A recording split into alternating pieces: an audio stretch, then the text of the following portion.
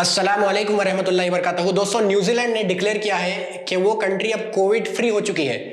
New Zealand की जो prime minister है जेसिंडा आर्डन के लीडरशिप के अंडर न्यूजीलैंड को डिक्लेयर कर दिया गया है एक कोरोना वायरस फ्री कंट्री। जो आखिरी पेशेंट था कोरोना वायरस का, वो पेशेंट भी रिकवर हो चुका है और पिछले 2 हफ्तों में एक भी केस रिपोर्ट नहीं हुआ है न्यूजीलैंड में। और जेसिंडा आर्डन कहती हैं कि मैंने जब ये न्यूज़ सुनी कि आखिरी जो पेशेंट है वो रिकवर हो चुका है, मैंने थोड़ा डांस भी किया खुशी में कि हमारी कंट्री कोरोना वायरस फ्री हो चुकी है। तो अब सवाल ये है कि न्यूजीलैंड ने ऐसा कौन सा मॉडल अपनाया जो दूसरी कंट्रीज नहीं अपना रही है।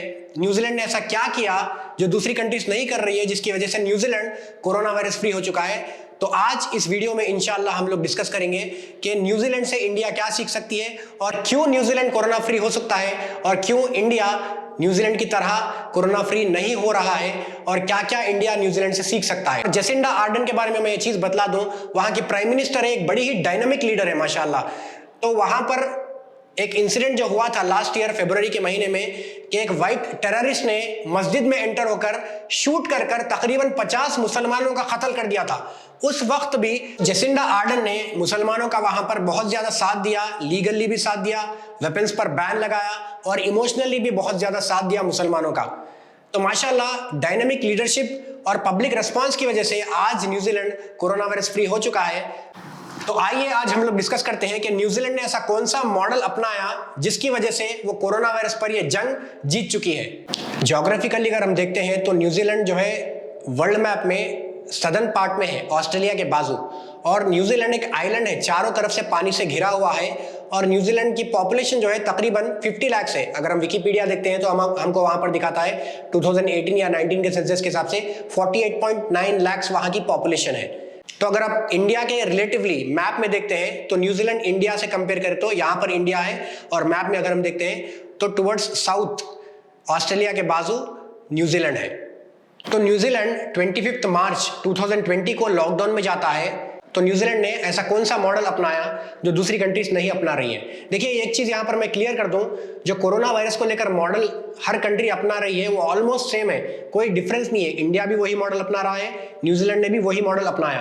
फर्क सिर्फ इतना है कि वहां की लीडरशिप और वहां का पब्लिक रिस्पॉन्स कैसा है, इसके ऊपर कोरोना वायरस केसेस बढ़ रहे हैं या फिर कम हो रहे हैं या फिर वो कंट्री कोरोना फ्री हो रही है। तो आइए आज हम लोग देखते हैं कि न्यूजीलैंड ने इस मॉडल में क्या क्या किया। इससे पहले कि मैं मॉडल बतलाऊं, न्यूजीलैंड में तकरीबन 1154 कोरोना केसेस अब तक रिपोर्ट किए गए, जिनमें से 22 डेथ्स भी हो चुके हैं। जो मॉडल न्यूजीलैंड ने अपनाया वो 4 लेवल्स का मॉडल है, 4 लेवल है। पहली मर्तबा जब 25 मार्च को लॉकडाउन हुआ, जो सबसे पहला मॉडल था, जो सबसे पहला लेवल था वहां का लेवल 4 था, जिसे कहा गया एलिमिनेट, यानी हमको एलिमिनेट करना है कोरोना वायरस को।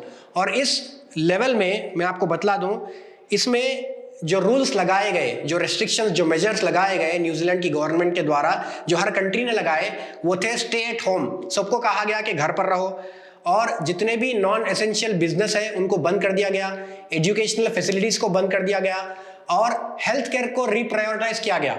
यानी हेल्थ केयर को रीप्रायोरिटाइज ऐसा किया गया कि किसको ज्यादा जरूरत है हेल्थ केयर की, वहां पर ज्यादा कॉन्सेंट्रेशन दिया गया। और जो भी बेसिक नेसेसिटीज है, लोगों के बेसिक फैसिलिटीज है, उनको वो भी पहुंचाए गए। तो ये लेवल 4 में न्यूजीलैंड की गवर्नमेंट ने बेहतरीन तरीके से किया, लीडरशिप वहां की अच्छी थी और पब्लिक रिस्पॉन्स भी बेहतरीन आया ये लेवल 4 में। फिर इसके बाद न्यूजीलैंड गवर्नमेंट ने लेवल 3 अप्रैल 23 से लेवल 3 वाला मॉडल अपनाया, जिसका नाम था रेस्ट्रिक्ट। तो इस लेवल 3 में वहां पर बतलाया गया कि जहां पर कम्युनिटी ट्रांसमिशन हो रहा है वहां पर कोई भी नहीं जा सकता। ये रेस्ट्रिक्शन था, ये मेजर था। फिर जितने भी अफेक्टेड एजुकेशनल फैसिलिटीज है उनको बंद कर दिया गया, मास गैदरिंग्स बंद कर दिए गए, पब्लिक वेन्यूज को बंद कर दिया गया। फिर अल्टरनेट वेज ऑफ वर्किंग, यानी हम लोग कैसे काम कर सकते हैं, और नॉन एसेंशियल बिजनेस, कुछ नॉन एसेंशियल बिजनेस को भी बंद कर दिया गया। फिर non face to face primary care consultations, यानी अगर लोग बीमार हैं तो वो लोग बगैर बाहर निकले घर में बैठे ही कैसे डॉक्टर के साथ कंसल्ट कर सकते हैं। इस तरीके के कुछ मेजर्स लेवल 3 में न्यूजीलैंड की गवर्नमेंट ने लिए थे। ये हो गया लेवल 3। अब हम आते हैं लेवल 2 की तरफ। तो लेवल 2 जो है 13 मई 2020 से स्टार्ट किया न्यूजीलैंड की गवर्नमेंट ने। तो लेवल 2 में कहा गया रिड्यूस, लेवल 2 का नाम था रिड्यूस। तो इस रिड्यूस में उन्होंने क्या किया कि बॉर्डर मेजर्स यानी कोई भी अब न्यूजीलैंड में नहीं आना, ये तो पहले से ही था, फिर भी इसको कंटिन्यू करे। फिर further restrictions on mass gatherings, यानी अब मास गैदरिंग्स फिर से कंटिन्यू करे। फिर physical distancing in public transport तो खोल दिए थे, लेकिन फिजिकल डिस्टेंसिंग मेंटेन करो बोल के बोले थे वहां पर। फिर limited non essential travel around country, जो डोमेस्टिक ट्रैवलिंग है विद इन कंट्री वो भी लिमिटेड, यानी अलाउड तो था लेकिन लिमिटेड था वो भी। फिर जो लोग काम पर जा रहे थे उनको जो है ऑल्टरनेटिव वेज ऑफ वर्किंग, यानी अगर वो लोग वर्क फ्रॉम होम कर सकते हैं तो उनको वर्क फ्रॉम होम दिया जाए, ये चीजें लेके आई गई वहां पर। फिर बिजनेस कंटिजेंसी प्लान्स को एक्टिवेट किया गया। फिर हाई रिस्क पीपल, जो लोग 70 ईयर्स से ऊपर है और जो बच्चे हैं उनको जो है घर पर रहने को कहा गया। ये था लेवल 2 रिड्यूस। तो 8 जून 2020 को लेवल 1 के रेस्ट्रिक्शंस लगाए गए, जहां पर कोरोना फ्री हो गया न्यूजीलैंड। देखिए कोरोना फ्री हो गया, रेस्ट्रिक्शंस तो उठाए गए, लेकिन फिर भी एंकरेज किया गया कि जो रूल्स है इसको फॉलो किया जाए। क्या है वो रूल्स लेवल 1 के? प्रिपेयर के activate border measures, contact tracing, यानी कॉन्टैक्ट ट्रेसिंग, अगर कोई कोरोना पेशेंट है तो वो किसी से मिला है तो उसको कॉन्टैक्ट ट्रेसिंग कहते हैं, तो उन लोगों को कॉन्टैक्ट ट्रेसिंग करके उनको भी टेस्ट करना जरूरी है। फिर इंटेंसिव टेस्टिंग फॉर कोविड-19। देखिए कोविड एक ऐसी बीमारी है कि बहुत सारे एसिम्टोमेटिक पेशेंट्स, कोरोना वायरस उन लोगों को होता है, कोविड-19 की बीमारी उनको होती है, लेकिन उनके अंदर कोई सिम्टम्स नहीं दिखते। तो एसिम्टोमेटिक पेशेंट्स बहुत ज्यादा है कोरोना वायरस के। तो इंटेंसिव टेस्टिंग से हमको मालूम होता है कि कौन एसिम्टोमेटिक पेशेंट है। फिर कहा गया कि स्टे एट होम इफ सिक, अगर आप बीमार हैं तो घर पर रहें और रिपोर्ट भी करें कि हम बीमार हैं। और मास गैदरिंग्स 500 से ज्यादा लोग अगर कोई कर रहे हैं तो उनको रोक लिया जाए, उनको रेस्ट्रिक्ट किया जाए। तो मेजर्स उठाए गए, लेकिन फिर भी न्यूजीलैंड की गवर्नमेंट जो है कुछ मेजर्स ले रही है ताकि सेकेंड वेव ऑफ इन्फेक्शंस ना आए। तो न्यूजीलैंड की गवर्नमेंट ने ये लेवल्स लाए और इसको सही तरीके से इंप्लीमेंट किया, तभी जाकर न्यूजीलैंड जो है कोरोना फ्री हो गया है। अब इंडिया के लिए क्या मुश्किल है कि क्यों इंडिया इस तरीके के लेवल्स अप्लाई नहीं कर सक रहा है और क्यों इंडिया में जो है कोरोना वायरस के केसेस इतने ज्यादा हो रहे हैं। तो अभी जब ये वीडियो मैं रिकॉर्ड कर रहा हूं, अभी हम दुनिया में कोरोना वायरस के केसेस देखते हैं तो तकरीबन जो है पूरी दुनिया में 72 lakh corona virus cases approximately report किए गए हैं, जिनमें से जो है 4 लाख लोगों की डेथ हो चुकी है। तो इंडिया का अगर हम देखते हैं तो तकरीबन 2,76,000 केसेस रिपोर्ट किए गए हैं, जिनमें अप टू 8,000 लोगों की डेथ हो चुकी है। तो अब इंडिया क्या मेजर्स ले सकता है कोरोना वायरस को रोकने के लिए, जो न्यूजीलैंड ले चुका है? देखिए इंडिया भी वही मेजर्स ले रहा है जो न्यूजीलैंड ले चुका है। कुछ फर्क हम लोग जानते हैं न्यूजीलैंड में और इंडिया में। सबसे पहला फर्क है ज्योग्राफिकल लोकेशन। देखिए जो न्यूजीलैंड की ज्योग्राफिकल लोकेशन है वो एकदम आइसोलेटेड है, आइलैंड है, वो चारों तरफ से पानी से घिरा हुआ है, वो एक लैंडलॉक्ड कंट्री नहीं है।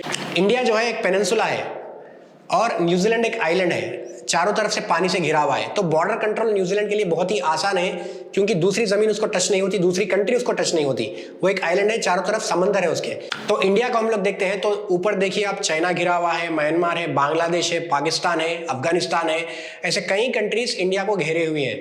तो इंडिया में बॉर्डर कंट्रोल थोड़ा मुश्किल है। तो ये एक चीज है, ज्योग्राफिकल लोकेशन न्यूजीलैंड के लिए बड़ा ही एडवांटेजेस है इस बीमारी को रोकने के लिए। ये पहली चीज हो गई।